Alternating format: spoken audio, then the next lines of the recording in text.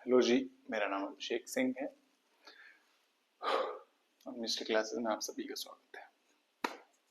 Welcome back. Finally after मेरे ख्याल से 6 साल बाद मैं वापस पढ़ाने लगा हूँ ऑनलाइन। ऑफलाइन तो मैं पढ़ा ही रहा था, बट ऑनलाइन अब मैं ऑलमोस्ट 6 सालों के बाद पढ़ाने लगा हूँ। थोड़ा सा नीचे कर लेता हूँ उसको ना। आप ठीक है, परफेक्ट शॉट बन रहा है। ठीक है, तो आज हम स्टार्ट करेंगे क्लास 10th की मैथ्स। ठीक है,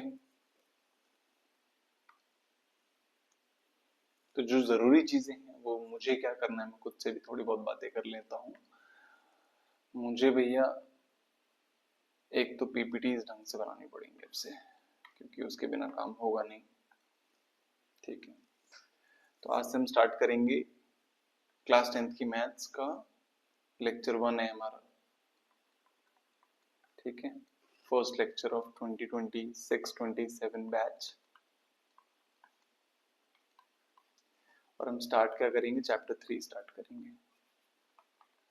ठीक है, linear equation, pair of linear equations in two variable, pair of linear equations in two variable। अब मुश्किल बात पता है क्या है, अकेले पढ़ाना ये सब। बस मुझे पता है कोई नहीं देख रहा, या मुझे एक्सपेक्टेशन भी नहीं है कि कोई देखने वाला है इसे। फिर भी वो हिम्मत कलेक्ट करना, वो इकट्ठा करके फिर पढ़ाना स्टार्ट करना थोड़ा सा जो है मेरे लिए मुश्किल है। ऑल्दो मुझे पता है कि मैं बहुत अच्छा पढ़ाता हूँ, मैं अपना बेस्ट देता हूँ, जिसकी वजह से with time I gain some students जो मेरी बात सुनने के लिए यहाँ आएंगे। तो लेट्स सी। ठीक है, बाकी बातें बकवास बाद में। तो इस चैप्टर की सबसे पहली चीज जो हम डिस्कस करते हैं स्कूल में भी, या फिर मैं अपनी क्लासेस में या अपने बच्चों से डिस्कस करता हूँ, कि इक्वेशन का मतलब आप सभी को पता होना चाहिए। ठीक है, इक्वेशन का मतलब होता है वो मैथमेटिकल फॉर्मेट जिसमें लेफ्ट हैंड साइड और राइट हैंड साइड जो है वो ऐसे फॉर्मेट, इस तरह के फॉर्मेट को हम क्या बोलते हैं, इक्वेशन बोलते हैं। जिसमें लेफ्ट हैंड साइड हो, राइट हैंड साइड हो, तो उसे हम क्या बोलते हैं, इक्वेशन बोलते हैं। ठीक है, जब भी मैथ्स में ऐसा कोई फॉर्मेट आता है उसे हम इक्वेशन बोलेंगे। नाउ हर इक्वेशन में, every equation will contain two things, दो चीजें कंटेन करेंगी। पहली चीज होगी वो हमारी होगी वेरिएबल, और जो दूसरी चीज होगी वो होगा कांस्टेंट। ठीक है, ये दो चीजें हमेशा हमें देखने को मिलती हैं। वेरिएबल का मतलब हो गया जो चीजें वेरी करेंगी, वेरी का मतलब हो गया कि जो चेंज होती रहेंगी। जैसे कि हम x y z की बात कर लेते हैं, क्योंकि हमें पता होता है कि x की वैल्यू कभी भी फिक्स नहीं होती, इट विल चेंज, कभी कोई, तो इसलिए हम इन्हें वेरिएबल बोलते हैं। तो हर इक्वेशन में हमको वेरिएबल देखने को मिलेंगे। और कांस्टेंट मतलब जो फिक्स नंबर होते हैं वो चीज। तो ये इन दोनों के बिना एक इक्वेशन जो है वो अधूरा है। ठीक है, जैसे हम बोलते हैं ना किसी को कि तुम्हारे बिना मैं अधूरा हूं, तो वैसे इक्वेशन भी हुआ कि इन दोनों के बिना, वेरिएबल और कांस्टेंट के बिना इक्वेशन बन नहीं सकती। बहुत ही लेम जोक था, बट ठीक है, अभी कोशिश तो यही रहेगी ना, फिलहाल क्या कर सकते हैं। ना थर्ड चीज जो है हमारी वो ये जानने की है कि वाई इक्वेशन बनाने की क्या जरूरत है।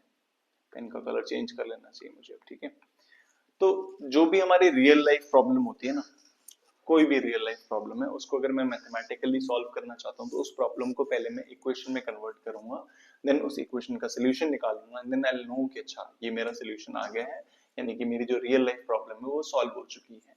तो जो भी रियल लाइफ प्रॉब्लम होती है हमारी, क्या होती है, रियल लाइफ प्रॉब्लम्स होती हैं, उसको हमें मैथमेटिकली जब सॉल्व करना होता है, मैथमेटिकली सॉल्व करना होता है, तो उस केस में हम क्या करते हैं, इक्वेशंस फॉर्म करते हैं ना।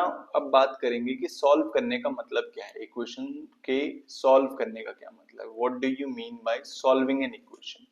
तो सॉल्व करने का मतलब होता है किसी भी इक्वेशन के जो जितने भी वेरिएबल्स हैं, वेरिएबल्स की वैल्यू फाइंड आउट कर दो, तो इसका मतलब सॉल्व हो गया हमारे पास। वेरिएबल्स की क्या फाइंड आउट करनी होती है, हमें वैल्यू फाइंड आउट करनी होती है। इट मींस कि आपकी इक्वेशन जो है वो सॉल्व होके तैयार हो गई। ठीक है, अब इसी बात की जर्नी होगी हमारी कि उन वेरिएबल्स की वैल्यू को कैसे फाइंड आउट करना चाहिए, how to solve any equation.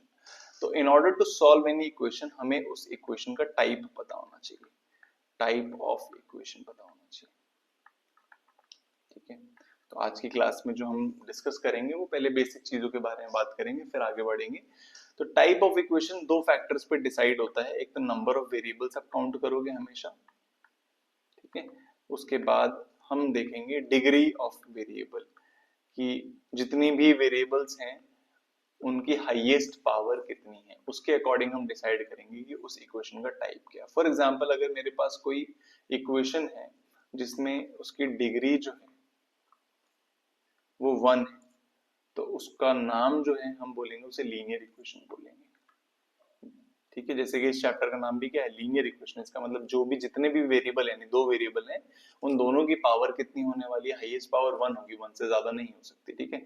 Example के लिए अगर हम देखें, एग्जाम्पल लिख के बता देता हूँ आपको, x प्लस 7 इक्वल्स टू 2, ये एक लीनियर इक्वेशन का एग्जाम्पल है क्योंकि इसमें x की पावर क्या हमारे पास 1 है, ठीक है। अगर उसमें डिग्री 2 होगी तो उसे हम क्वाड्रेटिक इक्वेशन बोलेंगे, जो कि हमारा 4th चैप्टर आने वाला है उसमें हम पढ़ेंगे, जिसका फॉर्मेट कुछ ऐसा होगा, x square plus 5x equals to 7। तो आप देखोगे, नोटिस करो, इसमें जो वेरिएबल है उसकी हाईएस्ट पावर 2 है, तो इस तरह की इक्वेशन को मैं क्वाड्रेटिक इक्वेशन बोलूंगा, ठीक है। अब बात है कि कितने वेरिएबल है वो भी डिसाइड करने पड़ते हैं। जैसे linear equation in one variable है, कितने वेरिएबल है, वन वेरिएबल। ये हमारा quadratic equation in one variable है। फॉर एग्जांपल अगर मैंने ऐसा कुछ लिखा है, x square plus y square equals to 16, तो ये हो गया हमारा quadratic equation in two variable. But वो हमें 10th क्लास में नहीं पढ़ना, हमें सिर्फ linear equation in one variable पढ़ना है, ठीक है। Now the point is how to solve equations linear equation. One variable को कैसे सॉल्व करते हैं वो बहुत ही आसान है, जो भी हमारे पास वेरिएबल है उसके अलावा बाकी सारी वैल्यूज को आप शिफ्ट कर दो, तो इसका मतलब आपका आंसर आ जाएगा। फॉर एग्जांपल अगर मैं डिसाइड करता हूँ, पहले सॉल्व करने की कोशिश करते हैं linear equation in one variable को। Linear equation in one variable को अगर मैं सॉल्व करता हूँ, एग्जाम्पल के लिए 2x प्लस 3 इक्वल्स टू 10 है। अब अगर आप नोटिस करोगे तो इसमें ये एक इक्वेशन है। क्यों है ये इक्वेशन? क्योंकि इसमें एक इक्वल्स टू का साइन है हमारे पास। आप नोटिस करोगे यहाँ पे इक्वल्स टू का साइन दिख रहा है, इसका मतलब इक्वेशन है। कितने वेरिएबल? एक ही वेरिएबल है, उसकी पावर क्या, 1 है। अब इसको सॉल्व करने के लिए हम ट्रांसपोर्ट मेथड यूज करेंगे, जिसमें इस 3 को इधर शिफ्ट करेंगे, तो क्या हो जाएगा, 2x equals to 10 minus 3, 2x is equals to आ गया 7। Now x is equals to क्या हो जाएगा, 7/2। यानी कि इस इक्वेशन का जो सोल्यूशन है वो है हमारा 7/2, और इसके अलावा 7/2 के अलावा और कोई वैल्यू आप पुट करके देखोगे तो आंसर कभी 10 नहीं आएगा। इसका मतलब इसका यूनिक सोल्यूशन है। कैसे सोल्यूशन है? यूनिक सोल्यूशन है, ठीक है। ये बात हमें समझ आ गई अच्छे से। इसके बाद बात करेंगे लीनियर इक्वेशंस इन टू वेरिएबल को कैसे सॉल्व करते हैं, जो कि 9th क्लास में भी था हमारे पास, ठीक है। लीनियर इक्वेशंस इन टू वेरिएबल, ठीक है। मुझे पता है आने वाली क्लासेस में मुझे ना थोड़ी और एनर्जी लगानी पड़ेगी। वो यूट्यूब या फिर सोशल मीडिया का एक वो होता है, फॉर्मेट होता है कि एक टीचर को ना बहुत एनर्जेटिक दिखना होता है, बहुत ज्यादा हाइपर एक्टिव दिखना होता है, और उसकी आंखें बड़ी बड़ी होनी चाहिए, उसकी बातें जो है इस तरीके से होनी चाहिए, तब जाके बच्चे जो है उनको सीरियसली लेते हैं, अदरवाइज उनको लगता है बहुत बोरिंग टीचर है, ठीक है।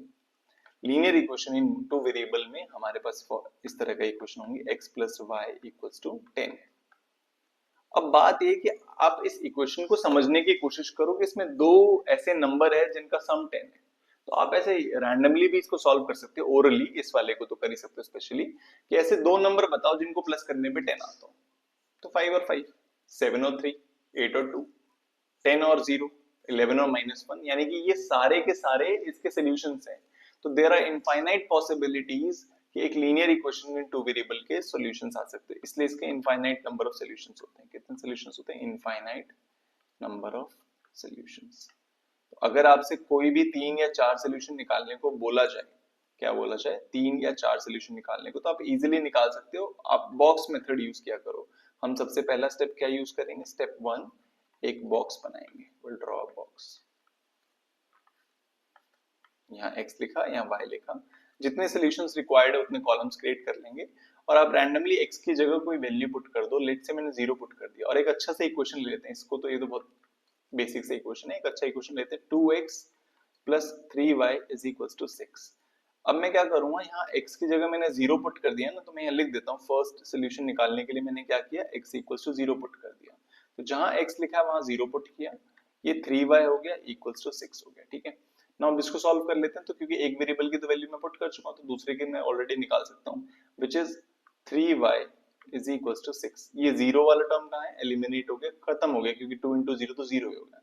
नाउ y की वैल्यू कितनी आ गई, 6/3 विच विल बिकम 2। तो यानी कि y की वैल्यू 2 आ गई। अब हम क्या करेंगे, दूसरे सोल्यूशन के लिए क्या करेंगे, कोई भी y की जगह 0 पुट कर देते हैं।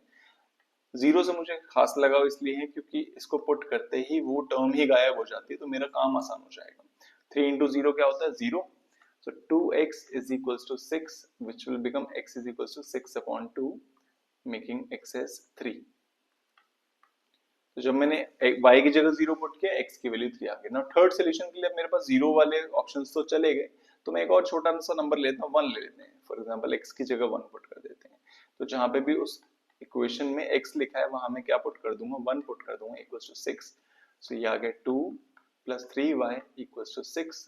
3y is equals to 6 minus 2 करेंगे इस बार तो 4 आ जाएगा, और जो आंसर आने वाला है उससे मुझे पहले ही इरिटेशन स्टार्ट हो गई है। y इज इक्वल्स टू 4/3 आ गया। इसका मतलब हमारे पास जो y की वैल्यू आई है वो फ्रैक्शन आई है, और बहुत ही इरिटेशन होगी इस चीज को लेके। तो अब ये जो है, ये मेरे 3 सोल्यूशन है इस पर्टिकुलर लीनियर इक्वेशन के। ठीक है, तो एक लीनियर इक्वेशन के इनफाइनाइट सॉल्यूशंस होते हैं, और हर linear equation in two way, linear equation in two variable की अगर बात करूं, तो linear equation in two variable में हमेशा जो फॉर्मेट होगा वो 3 टर्म्स का होता है, ax plus by plus c equals to 0। मतलब हमेशा ये 3 टर्म्स आपको देखने को मिलेंगे किसमें, लीनियर इक्वेशंस इन टू वेरिएबल के अंदर, जिसमें x का कोफिशिएंट जो है वो a होता है। जैसे यहाँ पे अगर मैं बात करूंगा तो a की वैल्यू 2 थी, जो y का कोफिशिएंट होता है वो 3 होता है, यानी कि b जो है वो हमारा 3 है, और जो कांस्टेंट टर्म होता है उसे c बोलते हैं। अगर मैं इसको इधर शिफ्ट करता तो c की वैल्यू -6 आती। तो हर linear equation in two variable का ये फॉर्मेट है। किसका फॉर्मेट है, linear equation in two variable का। कितने सॉल्यूशंस होते हैं, इनफाइनाइट नंबर ऑफ सॉल्यूशंस होते हैं। Format of linear equations in